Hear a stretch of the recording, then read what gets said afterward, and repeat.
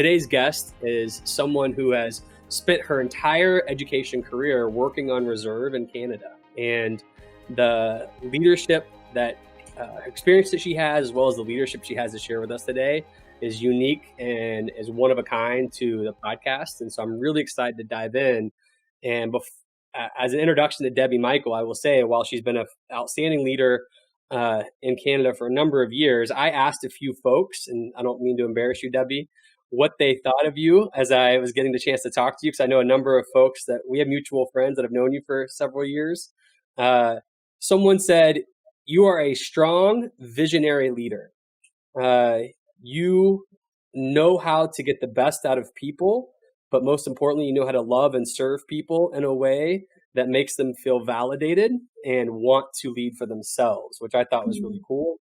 And one thing that I do really appreciate, and it comes from a person who I trust immensely, she is a person of character who walks the walk, modeling principle-centered leadership and living everywhere she goes. So with that, Debbie, to me, there's a lot of things that we could say about your career. I think that is probably one of the coolest quotes that you could have about a person. So thanks for joining us here today. Wow. Just very, very humbled right now. Thank you. Of course. Well, as we always start, our first question for our guests is, who are you and what do you love about what you do? Debbie Michael Nitsigosun.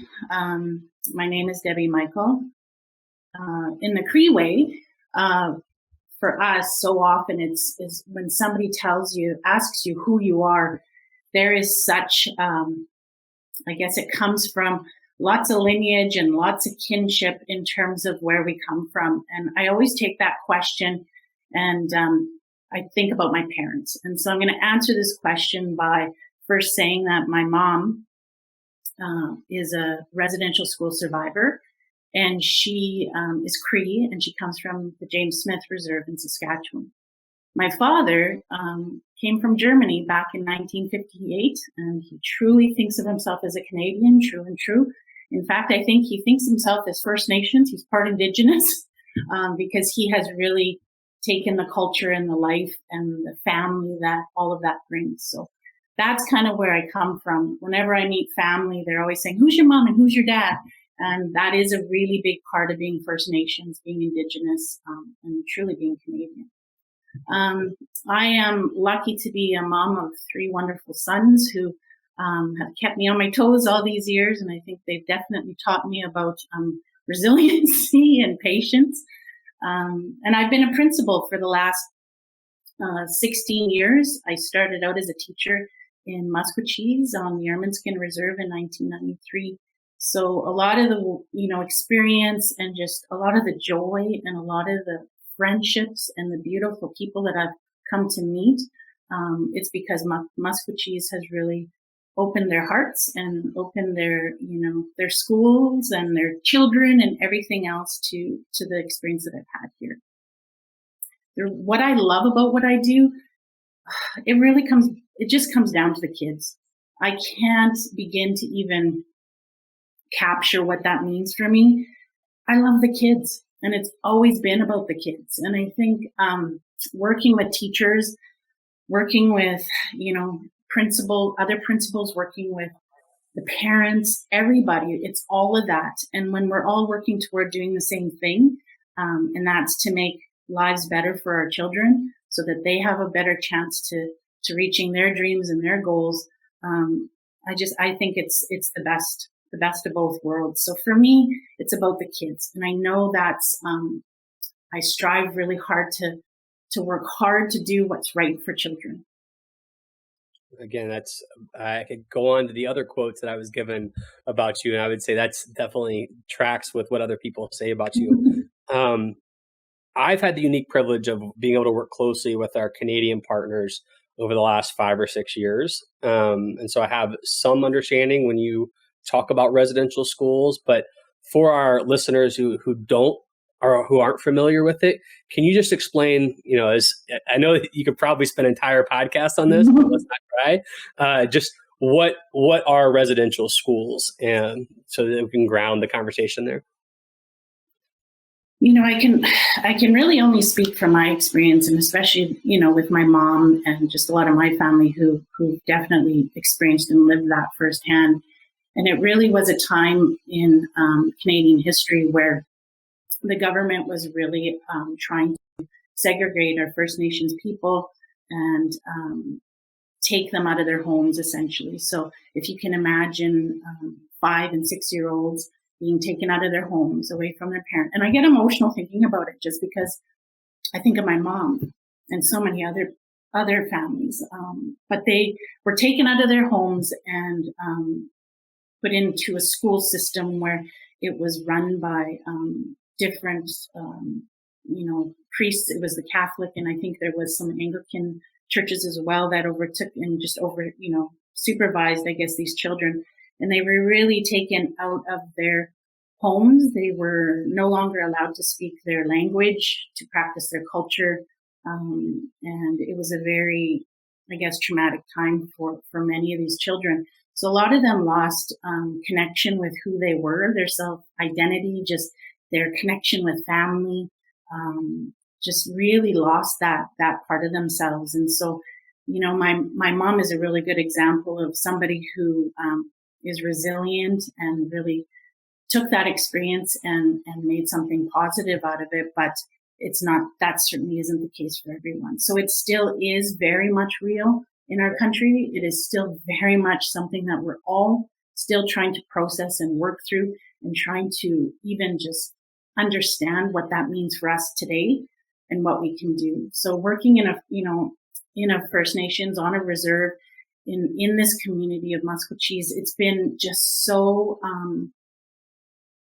it's a lot, and it's extra responsibility that we carry to ensure that we are honoring and really taking care of our elders and the words that they say as knowledge keepers, and really holding that true and with a lot of pride.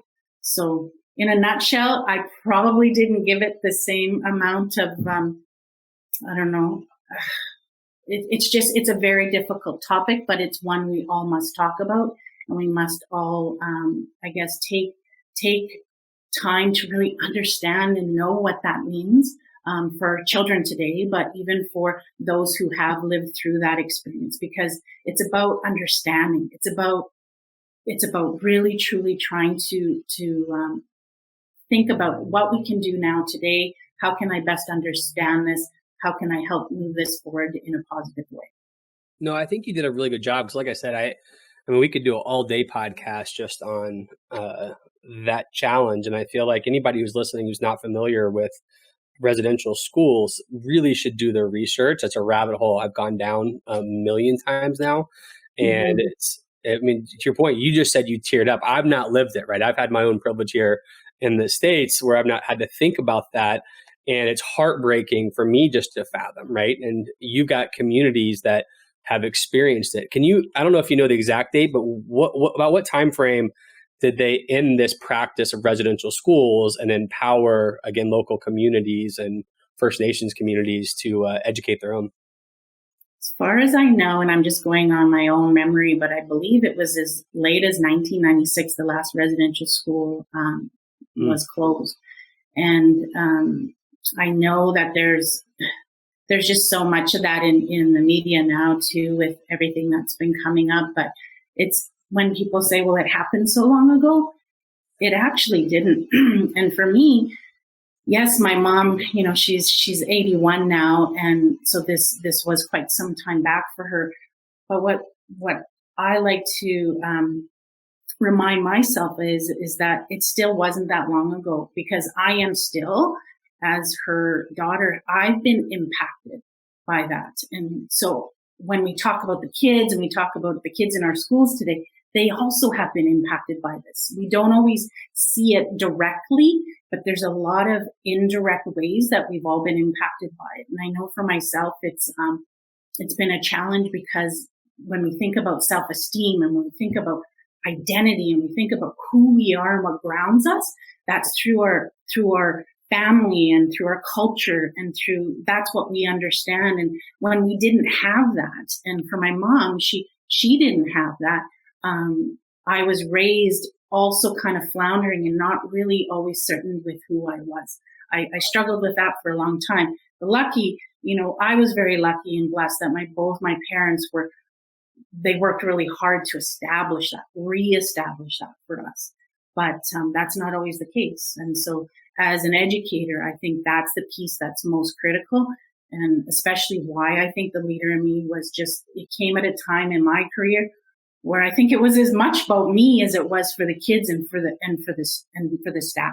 It really helped me as a person as well.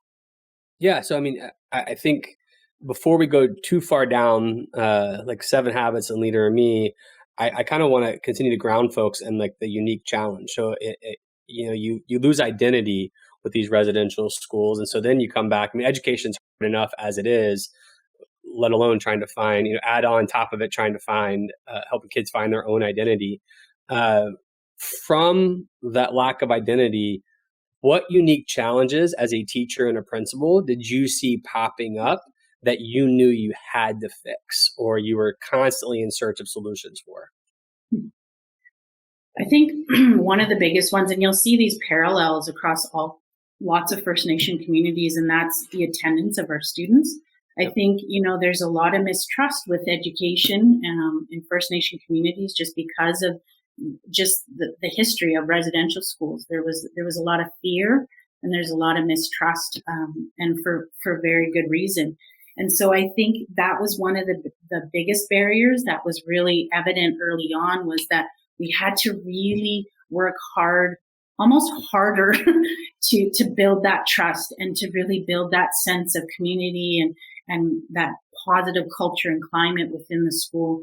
We had to really come from more of a trauma-informed perspective as well, because we knew and we understood that many of our families had experienced all kinds of trauma.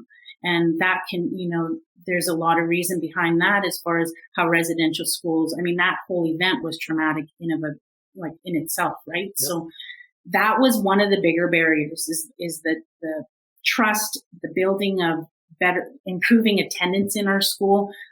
We were having, when I first started, attendance was like 60%. There were days we wouldn't see kids for months. And we would have to try and reach out to our families.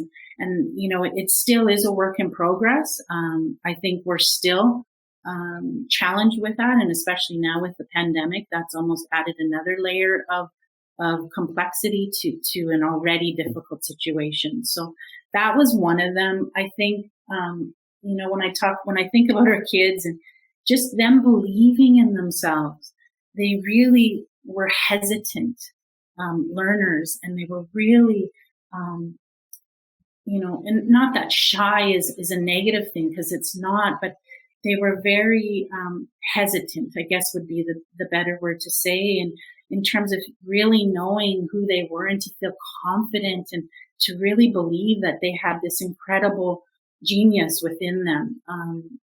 That was another thing that was really evident. There was also at that time, there was a lot of deflecting, and not just with children. It was with adults in our building. It was with our parents. It was this culture of just not wanting to always take responsibility, because that meant we had to be vulnerable and we had to be honest. And that's really hard when there's no trust or there's little trust, and when there's a lot of fear. I think it was all stemmed from this fear of what could be and just not knowing. So it took a long time in the beginning to start establishing those relationships, to establish that sense of connection, and really getting, staff and parents, all of us really working together. Those are just some of the barriers I can think of off the top of my head, but yeah. Those were probably the big ones. Well, you think, that trust issue is everything, right? So they don't trust the system to actually take care of their kids or build community. So if you don't have that, even when folks don't like school, they're like, all right, I know this is probably the best thing for my kids, I guess I'll send them. If you don't even have that baseline, it's a really, really tough fight. So a second ago, or just a minute ago, you mentioned the Leader in Me process. How did you stumble across the Leader in Me process? Well, I'd been principal for a number of years, and already we were really struggling, I think, with, like I mentioned before, attendance was one, but we were also really noticing within the school community there was a lot of blaming and not taking responsibility, and we were already seeing a lot of behaviors that were coming in the office, and that was where I was spending a good part of my time. And how I came to learn about the leader in me was actually my son. He's 18 now, but at this time he was in grade 2, and he went to, and it was, I think, one of the first lighthouse schools, which was Minchow Elementary in Edmonton. And he was coming home, and he had some learning challenges as well, and he really had a hard time focusing and sitting down to do his work. And I started to notice a shift in him about a year after he started at that school. And he was coming home and telling me things like, I have to put first things first, Mom. And he'd be the first one sitting at the kitchen table doing his homework. And I was like, this is not my child. Like, what happened to Colby? Because this is not who he is. And he was like he was in grade 2, and I'd be making supper, and there he was putting first things first. I have to work before I play. And then, I can distinctly remember one morning I was trying to help him. He had these new winter boots, and he couldn't get them on. And he was like, asking me to help him. And I was frustrated because I was trying to get out the door, and I obviously wasn't putting first things first, and everything was in a mess. And I was just like trying to force those boots on. And he says to me, Mom, you really need to carry your weather. We need to carry our weather right now. It's going to be okay. And he's like talking me down from this elevated state. So anyways, from there, that's when I started talking with his teachers, and they started telling me about this. And I thought, this is something my staff, I think this is what we need to do, because it's a common language. It's just something that we can bring in that's, I think, going to help our kids. So actually his grade 2 teacher and his grade 4 teacher at the time, I asked their principal at the time, I think it was Mrs. Davidson, if they could come and just talk to my staff. And so she agreed, and they came, and they just shared their story and what it did for their students. And so after they left that day, I said to my staff, I am not about to bring anything, because I know what it's like to add more to a teacher's plate. I'm very cognizant about ensuring that, you're managing and balancing that. And I said, it's really important that if we're going to do this, you guys are all in. Like, I need to know. I'm not going to bring this in if it's going to be, but if you really believe in this and you think this is good for our kids, I'm all in. And so they were there. It was no question. Like, every single hand in that staff room that day was up in the air. And then they regretted it. They're like, oh my gosh, what did we just get ourselves into? What does this mean? Oh gosh, Debbie, there's going to be more work. What are we doing? And then at that time, the Alberta government actually was doing we got a $65,000 grant to really help us with getting that training and all kinds of stuff underway. And at that time it was just the perfect timing. So as we started getting in the training, and we actually did a lot more beyond that, but that was the initial start. Yeah. That's great. So one of the questions I just got sent to me is, I've done some research, and obviously this person has as well, knows that, your community, you've got principles of, the Cree people, right? Was there concern about how these 7 habits and the philosophy leader in me would align with the Cree people and the identity that you have and the principles that you have? Absolutely. I think that was, and I knew already, because it's, the thought was that this is a Western kind of, strategy, or it's more of a Western type thinking. And I understood that, and I knew full well that would have been one of the challenges, and it was, and it took time, and it took really reaching out to our elders and to our community members and people who really understood, the Cree values and what that meant for us. And as we had more conversation, and we had a lot of meetings actually, and a lot of just round tables about what the challenges are and what does this mean for us and what is this going to look like. And then it turned into this beautiful process of us really working together. And using a lot of those universal strategy or universal, I guess, principles. And what does that mean for us as Cree people, as Nehiyawewin? What does that mean? And that's when we started to see there's so many parallels and so many overlaps. And it was actually just a beautiful marriage of what we're already doing. And it really then became evident that we were not, in fact, compromising who we were as Cree people, our Cree ways, our Cree, the whole idea of what those values mean for us. It really wasn't compromising it. If anything, it was strengthening it. That was the foundation. And I always made that very clear as well to our staff and to our families, to the community, everybody, that it's always got to be about who we are as Cree people. That is the foundation. The 7 habits and all those principles that kind of come in, they just fit like a perfect puzzle, actually. And there were so many parallels. And as we started to unfold and do more of this work, it became really evident that it was just so much easier than we ever thought. Is it? And at that point, actually, a lot of our Cree staff, like our Cree teachers, began to also see that. And then it was exciting because they became excited and they started to really build on what was already something really great. And they just even made it more of our own. And, there was a number of them that, I think back to the conversations we had, and they were hard at times, and I didn't always have the answers. And I think, that was something I had to sometimes really practice, that habit number 5, and just really listening to understand, because that was probably one of the more critical pieces to this really going in the way that it did. Yeah, I think, would you say, it sounds like you allowed people the freedom and space to kind of, at least your staff, to come into this in their own way at their own time, versus saying, we are doing this, get on board, or we want to do this. How can we make it to where it fits your vision as well? How did you approach that? Because that's the toughest part about being a leader in my eyes, of like having this excitement and vision, and like you see it, but like you got to have people ready to run with you. How did you finagle that with them? It's a lot of listening and validating, really trying to understand where concerns were, where they were really struggling with it. And, it's balancing that. Like, yes, at some point as a leader too, we had to make those decisions. And, for me, that became the decision, that this was the vision that I had. This is where we were going. And I think what I did, and I think I did this a lot, was I was always going back to the why.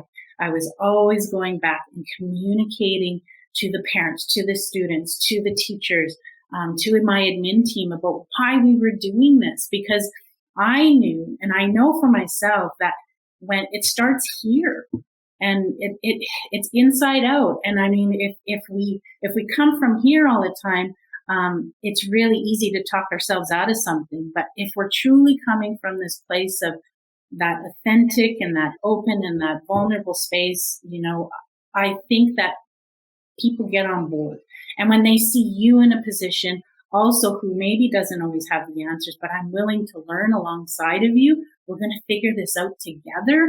I think that was, really, I hope that it was very reassuring and it validated, I think, the work that my staff had to do, because it was a lot of work. There was no doubt about it. But I think we were all willing and ready to do that work because we knew and we already saw the benefits. But finding that balance, I mean, in leadership, I think that's always the question. Like, how much of that do we do? And then at what point do we just make a decision and this is the way it is? And I think I don't know that I ever perfected that. I don't think that I ever did. I don't know that I ever will.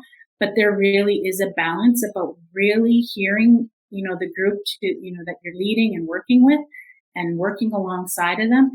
But you're also not afraid to make those hard decisions. And you're also very, sure in the decisions you make and stand by them. I guess you're not waffling all the time. You have to be, almost, just very clear in terms of what your vision is, and you're persistent. You're relentless. I know. I don't know if you've ever heard the Brad Bird from Pixar. He's a director, and he talks a lot about relentless restlessness. I think that's something that I truly tried to. I know that's kind of where I came from. Because I saw it so clearly in my head, and it's something I wanted so desperately for our students, to see them feel successful and feel good about themselves, that I was relentless with this vision, and almost restless. So to the point where I was just constantly wanting to do better. It was like this urge to always make things better, always to take it to the next level. And I think that did rub off on our staff too, because now that I'm outside of the school and looking in, I definitely see that with our staff that are still there. Yeah. That's awesome. What you were talking about, the benefits or results that you saw early on that kind of helped stoke the flames of the fire. What were the earliest results or impact that you and your staff were seeing that were giving you the excitement and motivation to keep doing the hard work that you were talking about? Initially, one of the first things I noticed was with staff, and how they started to just work with one another, and how it became such a more I don't know, like people were more open and more vulnerable and more able to get through some of those hard things together.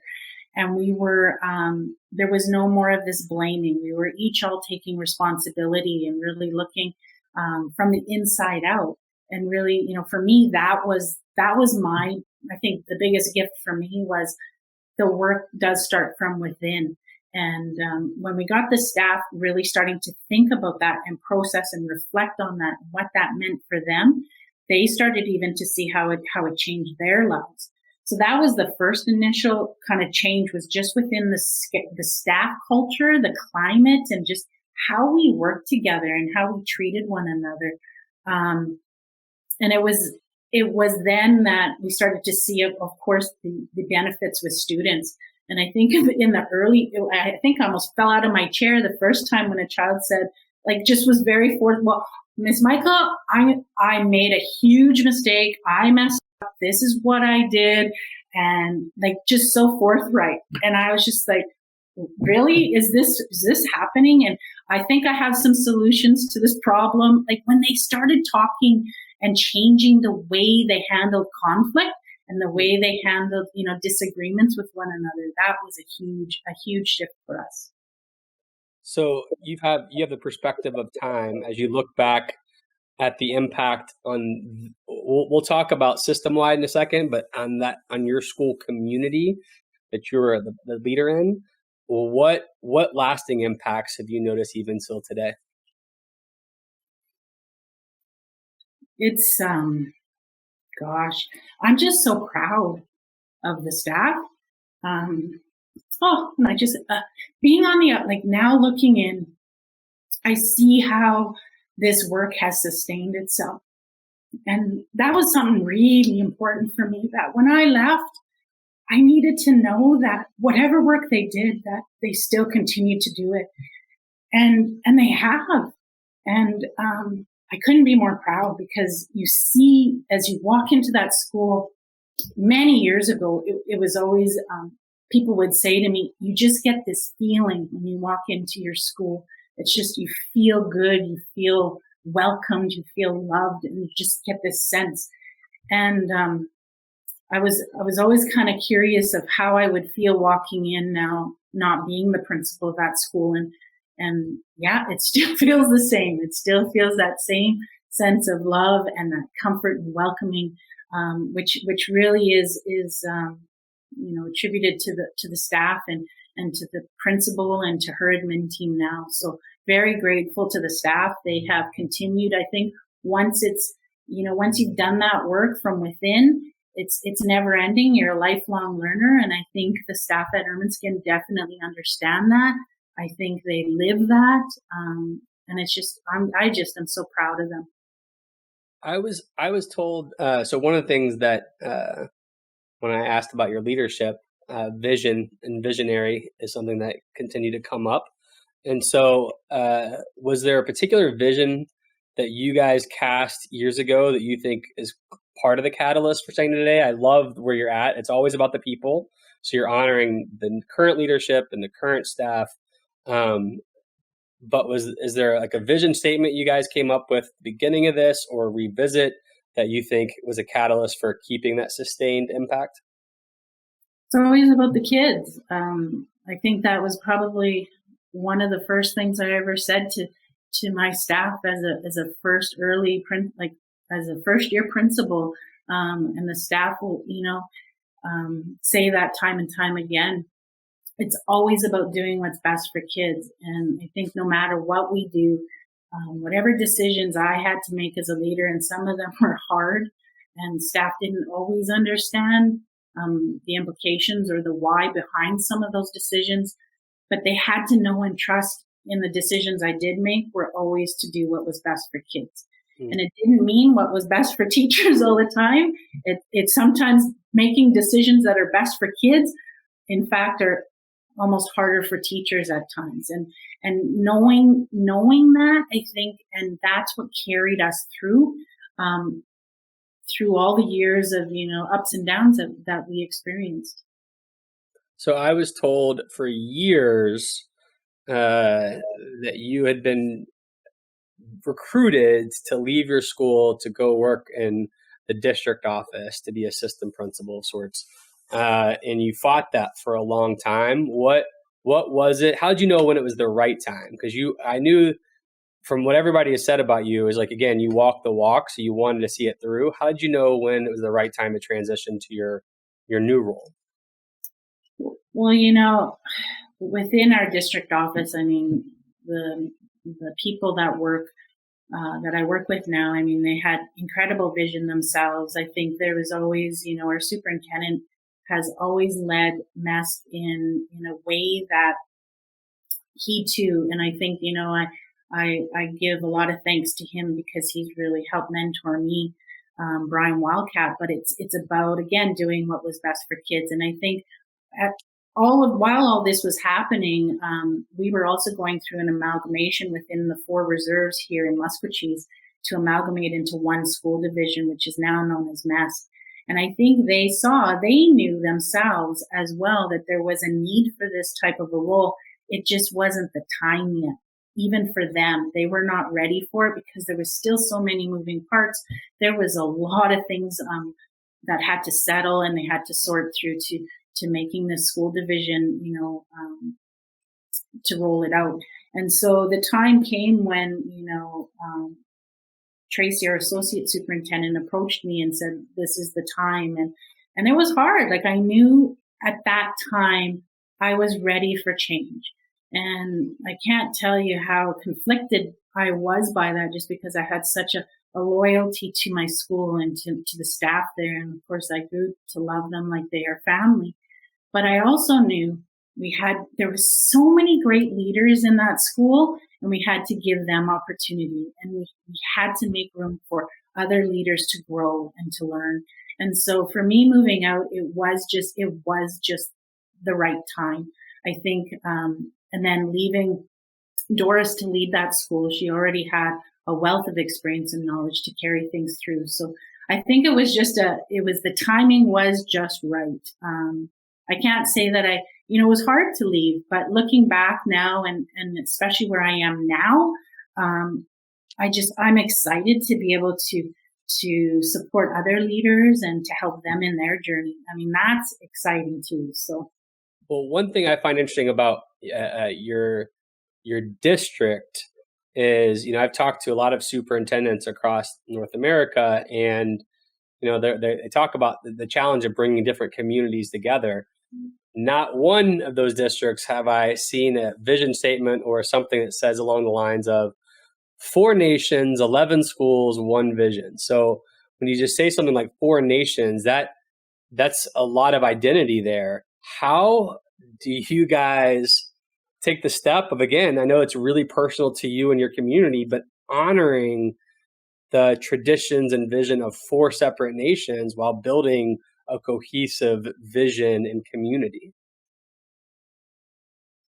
I think, and I know that when they started this work, this wasn't just, this has been a long time in the making. It's been a lot of conversations that have led up to this becoming a reality. And I think it was the vision of Brian Wildcat, and at the time when he knew and saw the benefits of that. I think there's so much that what we're grounded by, it does come back to the Cree values and who we are as Cree people. That really is, I guess, the foundation once again, and really turning to our elders and asking them and turning to them for that guidance, because I think that really has helped shape, I guess, the way in which we do things, and we continue to do things.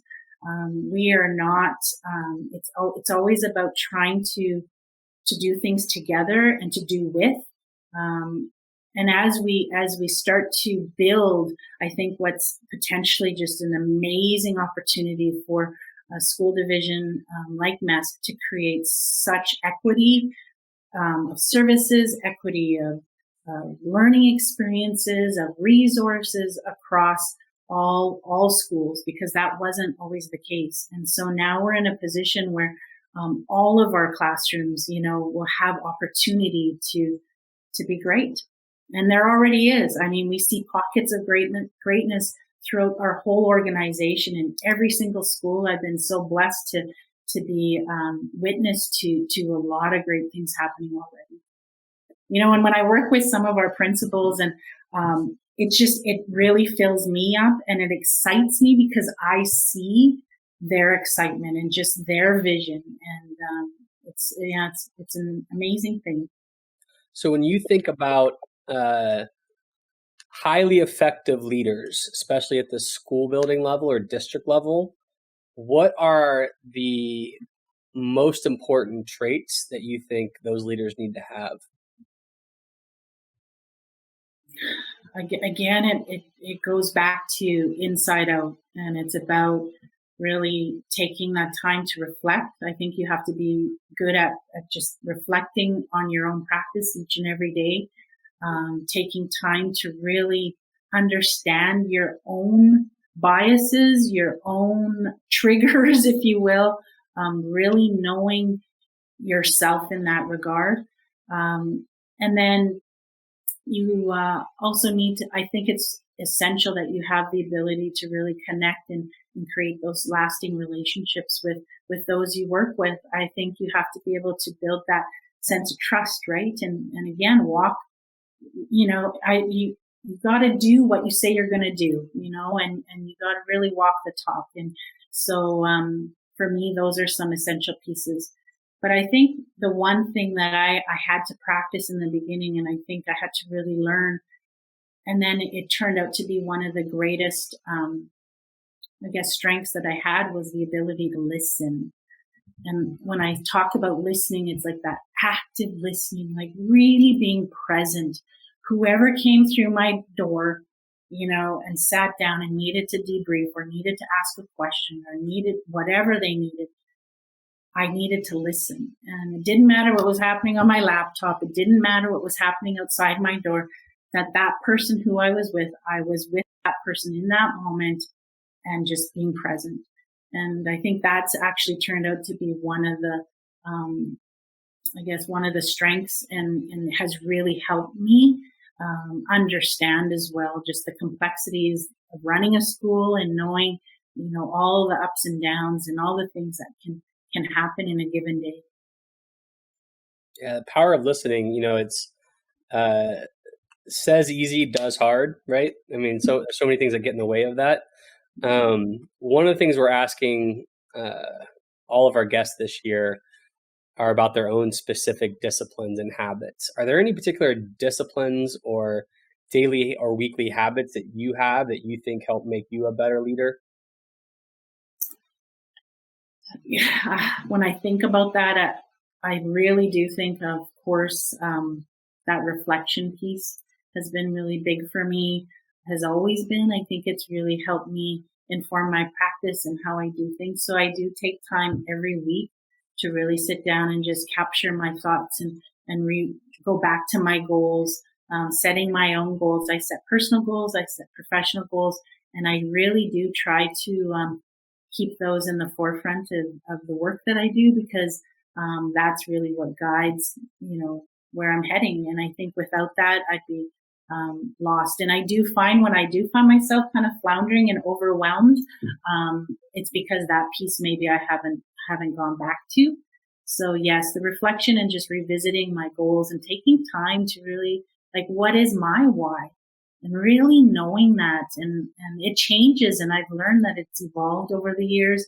I really do try to come to a place where I never want to forget that. I never want to compromise that. So it's important for me.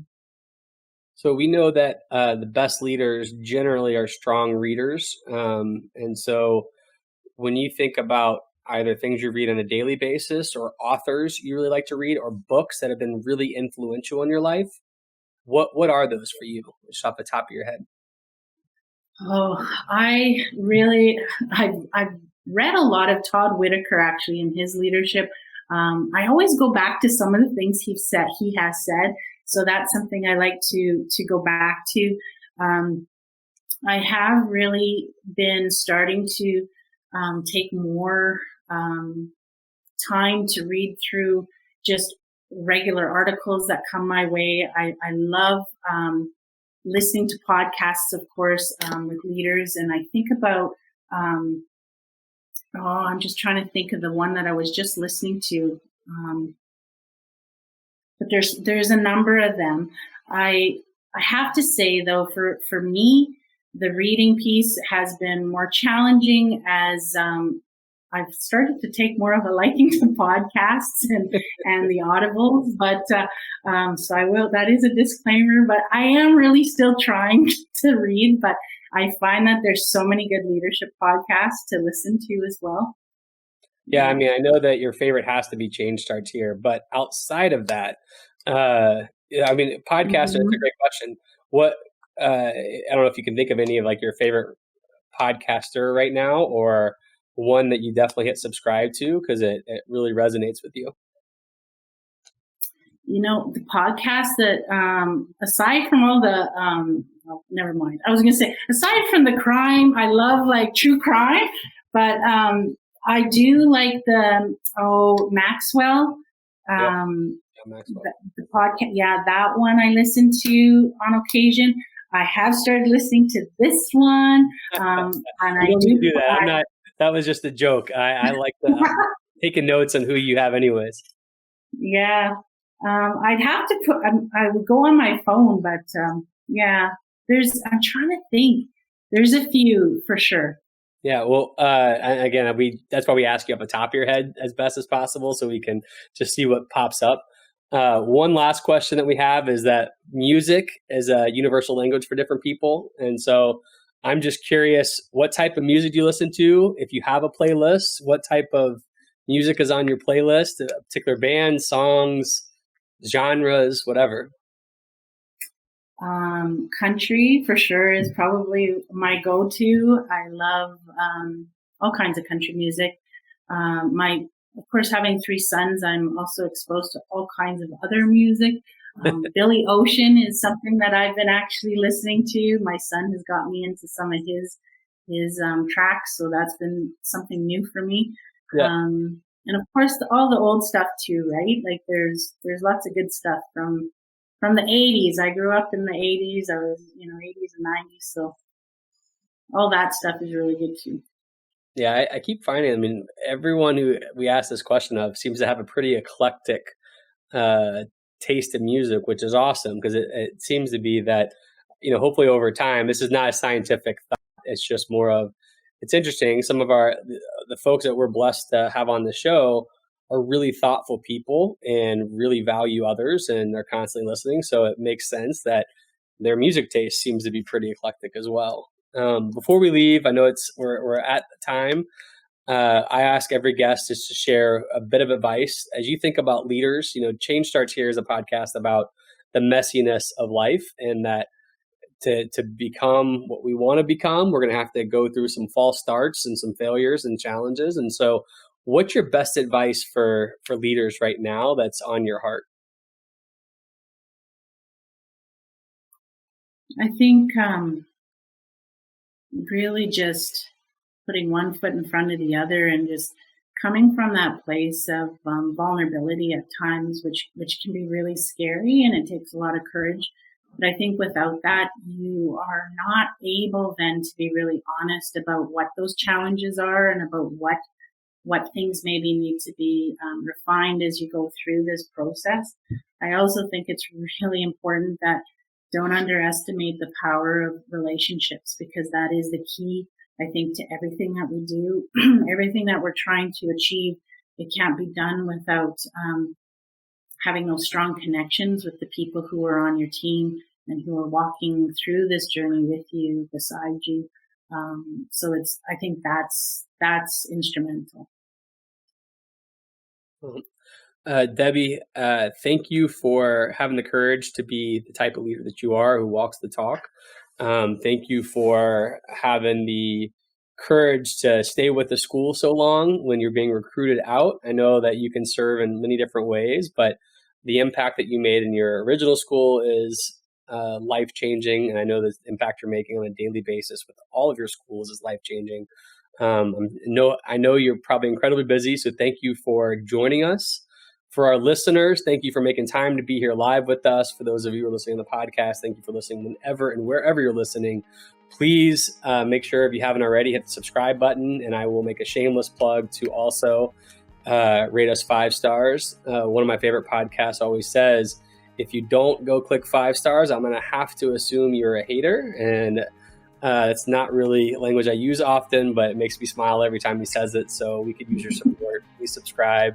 And please click 5 stars. Debbie, this was awesome. Thank you so much for your time, and thank you for your heart. Thanks, Dustin. It was a pleasure. Please support us by subscribing to our YouTube channel, podcast on Apple or Spotify, and help us celebrate the beautiful, messy work of shaping human potential.